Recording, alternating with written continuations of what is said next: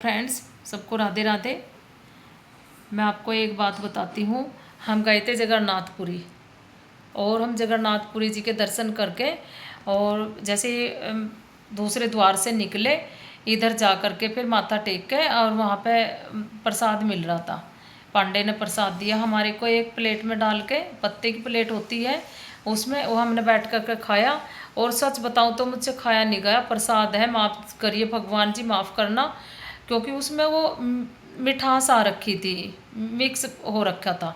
मैंने कहा पंडित जी ने कहा कि ये क्यों छोड़ दिया आपने? मैंने कहा पंडित जी ये मीठा है इसलिए छोड़ दिया।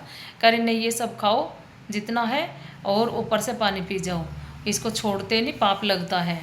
कह रहे आपने वो कहानी सुनी है, यहाँ पे सच्ची घटना है कि एक बूढ़ी माता थी, लेंदी माता, और वो उसने अपने मन में विचार किया कि जगन्नाथ जी इतना सारा खाना खाते हैं और इसको खा करके तो उनको पेट में दर्द हो जाएगा, क्योंकि जब वह दर्शन करके गई थी उनको भी इसी तरह प्रसाद दिया गया भोजन का, जो भगवान जी का बचा हुआ था। और वो उसमें उस दिन चावल कच्चे, हल्के कच्चे से थे, तो माता जी नीम का चूर्ण बना करके लाई कि ये सारा कच्चा पक्का भोजन खा के, सारा मिक्स, और इतना सारा भोजन खाते हैं जगन्नाथ जी और इनके तो पेट में दर्द हो जाएगा। तो वो नीम का चूर्ण लाई, पंडित जी ने अंदर नहीं जाने दी और उसका वो नीम का चूर्ण भी फेंक दिया। तो उसी रात वो रोते हुए वो तो चली गई, और उसी रात को राजा के पेट में बहुत जोर का दर्द हुआ और सपने में आकर के जगन्नाथ जी ने कहा कि मेरी माता मेरे लिए चूर्ण लेकर आई थी नीम का, वो आपने क्यों फेंक दिया? तो फिर उसी समय राजा उठे और लेंदी माता के घर गए, वो उठाई, कहने लगे माता नया चूर्ण बनाओ जगन्नाथ जी के लिए, हम उसका भोग लगवाएंगे, खाना खाने के बाद उसको देंगे।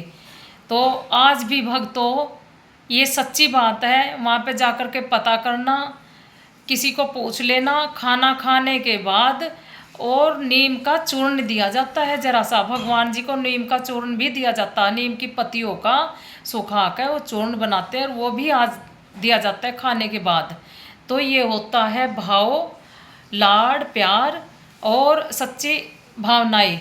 और हम जैसे तो अब आजकल के तो ये पूरी दुनिया जैसे भी है भाई, काम से अपने फ्री हो करके और ये जाते हैं वहाँ पे पिकनिक मनाने इधर उधर, ठीक, ये दर्शन के लिए, और अच्छे सच्चे भाव से नहीं जाते लोग, ये जाते हैं ऐसे घूमने के लिए। क्या बोलते हैं, ये नहीं बोलते कि हम तीर्थ यात्रा पे जा रहे हैं, भगवान जी के दर्शन करने जा रहे हैं, चाहे किसी भी धाम पे जाओ, वो क्या बोलेंगे कि घूमने जा रहे हैं, घूमने जा रहे हैं। अरे घूमने तो तुम कहीं भी जा सकते हो, हैं, घूमना तो तुम होटल में भी जाते हो, घूमने तो तुम पार्क वगैरह में भी जाते हो, मसूरी भी जाते हो, हरिद्वार भी जाते हो, और भी बहुत जगह घूमने की है तुम्हारे। कम से कम भगवान जी के द्वार को तो घूमने में मत लो, उसको तो हरि का द्वार रखो भगवान जी का, ऐसा तो ना करो।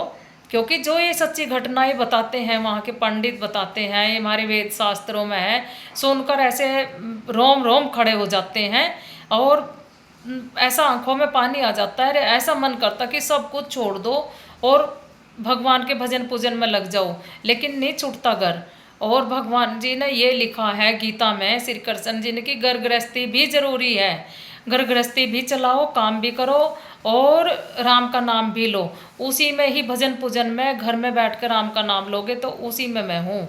उन्होंने कहा वृक्ष में भी मैं हूँ, गाय में भी मैं हूँ, नदियों में भी मैं हूँ, हर जगह उन्होंने बताया कि मैं हूँ।